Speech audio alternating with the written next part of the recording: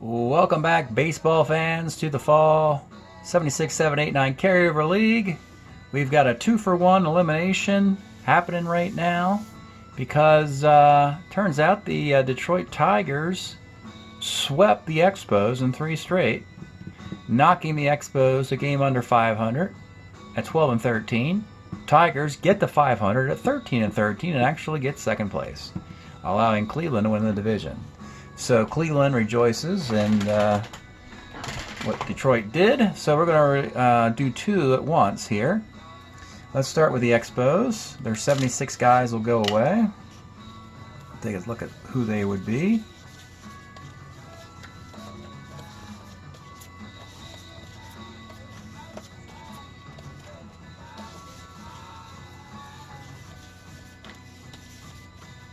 Okay. Pull out 876 cards, put them to the side, and see who's coming back. 12 guys will come back. And the Expos are getting closer to the end of the 70s, which means they're getting better. We believe, we hope. It's been a rough decade since their expansion. And they have a nice mix, 7 hitters and 5 pitchers. That's a good balance. Meaning they could strike in various ways in the draft. And yeah, it's pretty... So they have Pocoroba, could be a DH or catcher. You got Gary Carter's your catcher. You have Tony Perez, your first baseman. Bobby Heiss, second baseman against lefties. Larry Parrish, third baseman, no shortstop. Cromartie left at this point. He can move to first when he needs to, but they have Perez there. So Cromartie left, Dawson center. And the 5 pitchers here, Rogers is your ace. Ruthen's okay. Then it gets tricky. You got a couple starter 3s here, Capilla and a relief starter Wallis. You could put Capilla in the 3-hole and put Wallis in the bullpen. Mark Lee did a decent job in the bullpen as well.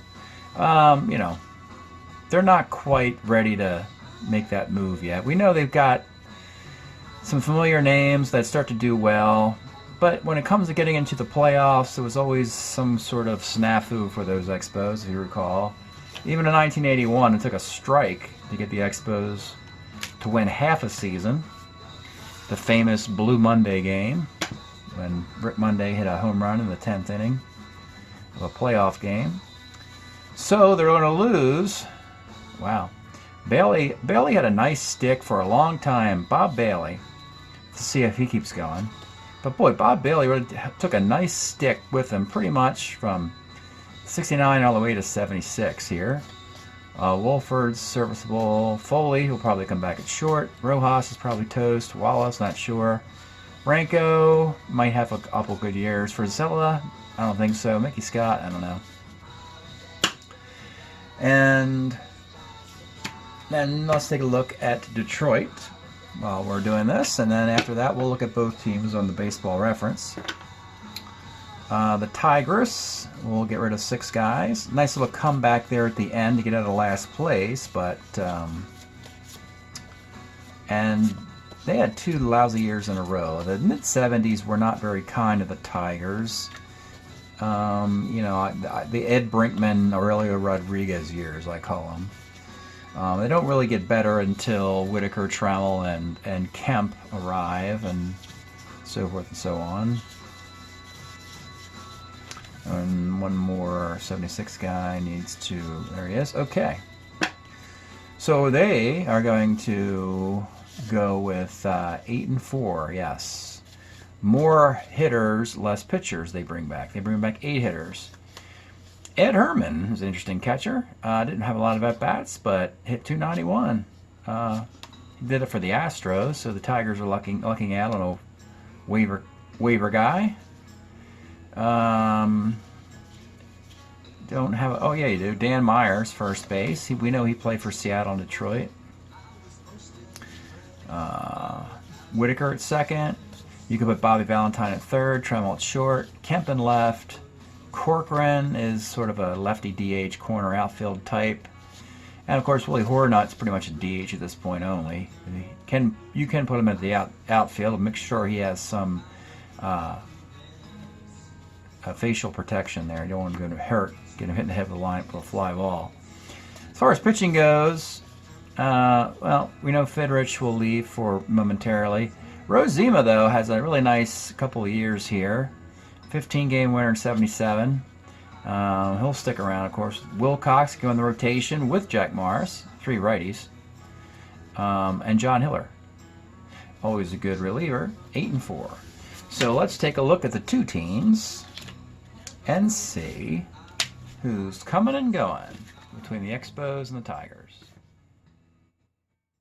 Okay, we're going to start with the Expos first and finish with the Tigers. And to do that, first guy that comes up on the evaluation is Bob Bailey. He did an outstanding job for the Expos during this era, from their expansion all the way through. Look at that, he's got a nice Expo hat on. One of the forgotten but great Expo players. People think of Gary Carter and Cromartie and Andre Dawson and all that. But there was a first wave of guys, and Bob Bailey just did the job, man. 1,000 OPS in 70, 868 in 73 and 74. Moved along to the Big Red Machine in 76. I think he got a World Series ring as a pinch hitter for them. But after that, let's see here, it starts to unwind quickly.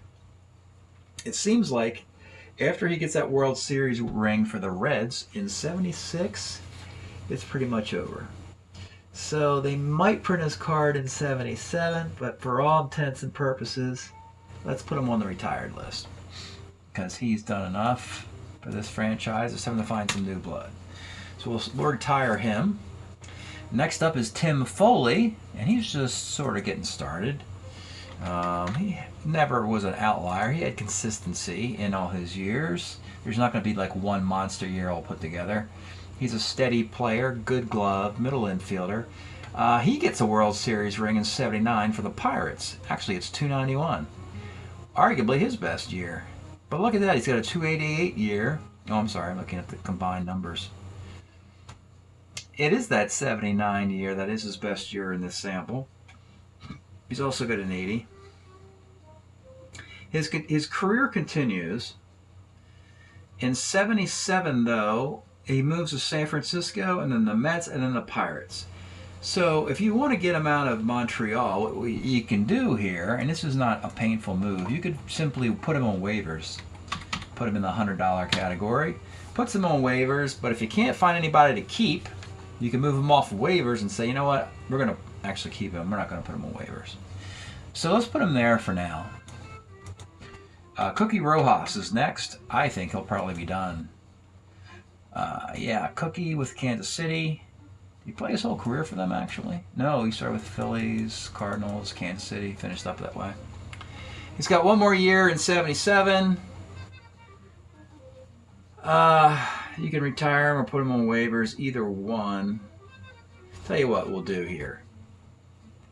We're going to make a notation. Since he does have a 77 year, he does qualify for waivers. To be put on waivers, he has to participate in the following season. They have to have a card. So if there's a 76 player and you put him on waivers, you have to make sure he does play in 1977. And that it's a and after that is fine. But he's got to have a card in the following year. He does in his final year, which is 1977. So Rojas, I can put him at 100 or 1, but you're not going to keep him. And we'll decide at the very end of this review which bucket to put him in. Next up, Joe Wallis. I'm not expecting a lot from this guy either. And maybe a one decent platoon kind of year for the Cubs. That 78 year, oh yeah, it's split between two camps. 77 year, and it's a Cub. He has no allegiance to the Expos, so I would just put him on waivers. He's probably has a little more tread on the tire than Rojas does. So it looks like if Wallis is the second waiver guy, we retire Rojas in that situation. So we have 3 waivers at this point. We haven't kept anybody yet. That's a little disappointing. Next up is Wolford. And he's a Royal during this era. Jim Wolford. And oh, he's got some good years here. A 297 year, a 280 year. He's off of Kansas City. He's on Milwaukee. He's on San Francisco. Eventually he plays for Montreal. So, this is intriguing here. He's got 2 decent years. A 297 year and a 280 year. If you, let's say you get him all the way through to 80, right? And then he's in the 80, 81, 82, 83 season, you can bump him up to the 84, where he's hitting 300. So he really could play 8 years for the Expos. You could take this 280 card and then a 300 card. Pretty interesting. So let's actually keep him. I don't think, you know, Kansas City or Milwaukee or the Giants are going to be beating down the door for Jim Wolford, and the Expos don't have anybody yet. So let's give him Wolford. Boy, this is looking really shaky, isn't it? Next up is Renko. Oh boy, I don't know how many quality years this guy has either. At least he's got an Expo hat on there, which is a good sign. All right, Renko.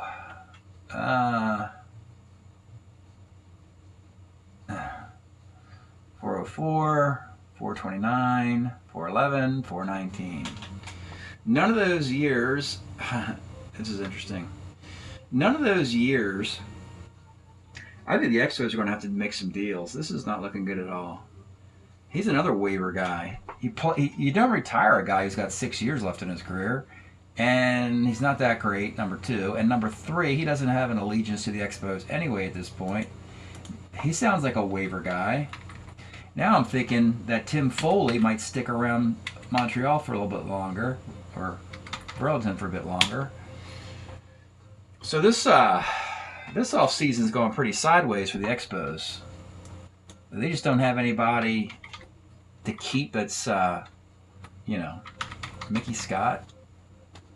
He's got 1 more year in 77. I bet you it's not very good.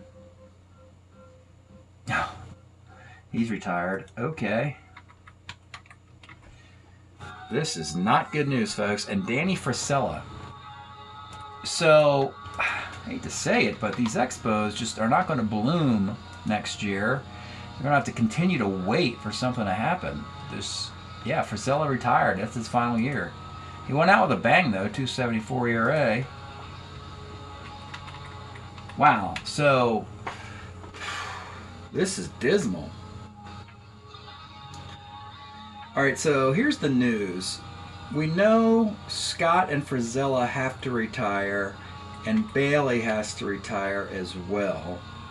But Rojas can be waived as he has a card in 77. So let's do that at least. And when we do that, we're at 1, 4, and 3. It's 8, but we want 4, 2, and 2. So they're going to have to make some deals. If they want, they can keep some of these guys. I'm thinking they keep Tim Foley now. I think Pittsburgh can win the 1979 World Series without Tim Foley if somebody else comes along. And the Expos could use him at short. So let's keep him now. And now it's 2, 3, and 3. So basically at this point what they have to do is they have to unload a waiver guy and a retired guy to a team that has too many keepers. One of those teams could be the Dodgers. The Dodgers, I think, had 6 keepers, so they might be dealing with them. So that's the current look for the Expos, 2, 3, and 3.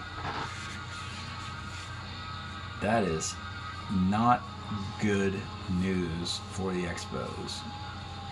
All right, now let's move into the Tigers, since we're combining these videos.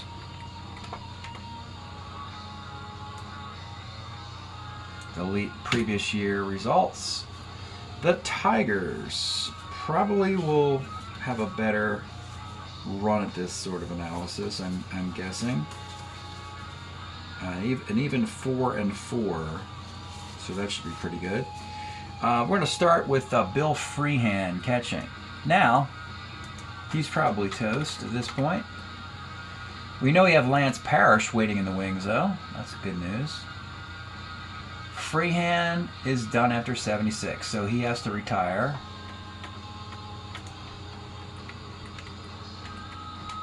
Put a 1 there for freehand.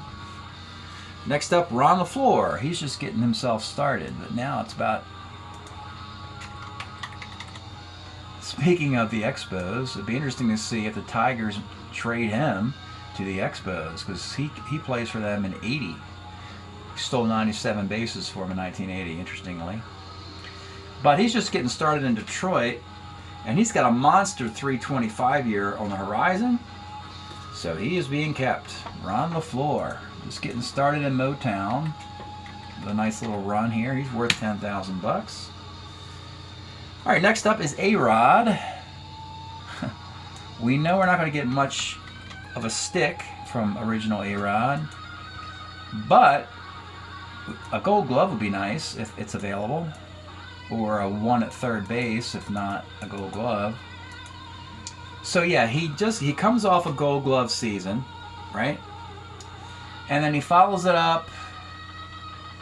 You know, actually in '78 he hits 265. That's pretty good. That's better than he hit anywhere in here. So let's keep him. When in doubt, keep the guy. So we're going to keep him, and that would be a pretty decent infield. Trammell Whitaker and a A-Rod, who's a slick fielding third baseman at 265. All right, next up, Mickey Stanley. I think he might be done too. Mickey Stanley. He's got a couple years left. He is a lifelong Tiger, which doesn't say a lot. Because he's got some tread on this tire, a little bit left, he's not quite ready to retire per se, though he's probably just a platoon defensive player at this point. We already have two keepers. For now, let's put Mickey Stanley on waivers, and if the waiver list gets too big, let's keep him. But for now, let's waive him. And again, a guy who gets waived or retired can be re-signed by the team that performs that action. Okay, next up, and we saw him pitch. We have Mark Fidrych. There he is, the bird. Okay, so we do get it one more year. We get the 77 card, and it's still good. Unfortunately, the 78 card with just 22 innings was never printed. But he's an all-star at 77 with a 2.89 ERA in 81 innings. That's good enough to give him one more year. He's going to come back and pitch in 77. The good news of the carryover league is he can't pitch on 3 days rest, but he can pitch in a 4-man rotation every 4 days. And he might actually eclipse those 81 innings he pitched for the Tigers in my carryover league. So we have 3 keepers now and 3 guys to go. Mickey Lolich, what a great career. He got himself a World Series ring in the Summer League last year. Got a '68 World Series Game 7 win to his credit as well. So he's got lots of jewelry for that. He has some interesting end of career moves here. Goes to the Mets, he's actually okay. Goes into the Padre bullpen in '78, and look at that, a .156 ERA. So he's got some interesting years. This is a tricky one. This is very... So here's the issue with Lolich. What if... I'm looking at this. What if you want to keep the guy and stick him in the bullpen? You've had him in your rotation his entire career. You have Hiller and Lindblad. Lindblad might be retiring. You have the rights to this Lolich, even though he played for the Padres in '78. You have the option of keeping him or listening to what the Padres are going to offer you in a deal. So I'm going to keep Mickey Lolich for that, just for that '78 card, for the bullpen card. And because he's Mickey Lolich and a fan favorite. So I'm going to keep Mickey Lolich in Detroit and try and push him into all the way through to '78. That would be two more years of him. And we're really fortunate that Strat-O-Matic even printed that card after just 34 innings. That's a great fortune. All right, Paul Lindblad is next. And I don't think he does much anymore. 78, but Lindblad might be near the end of his rope.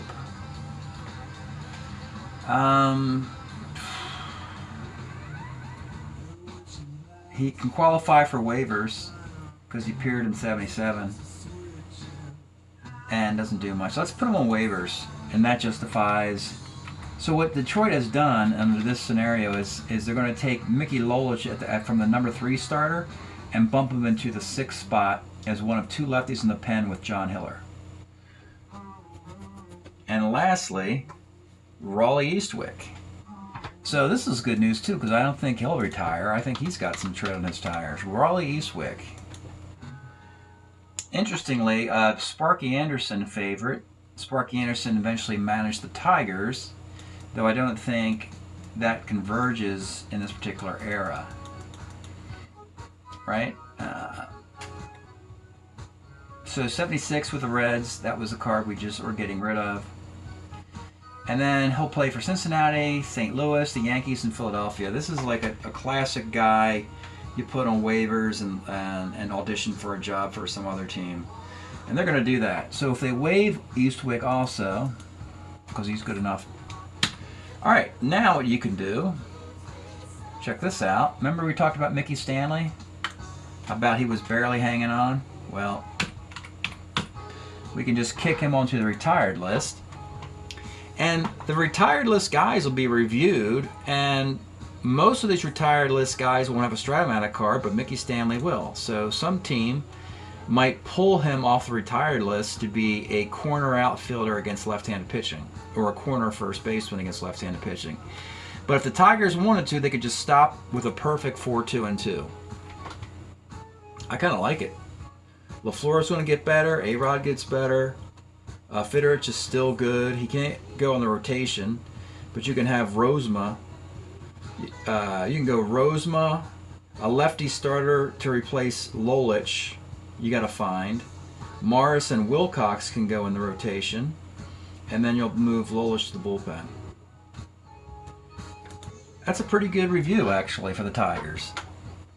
Time for them to get better. Definitely, the Tigers have a better chance of improving than the Expos in this exercise. All right, thanks for checking out the elimination videos of 2 teams. We'll see you next time.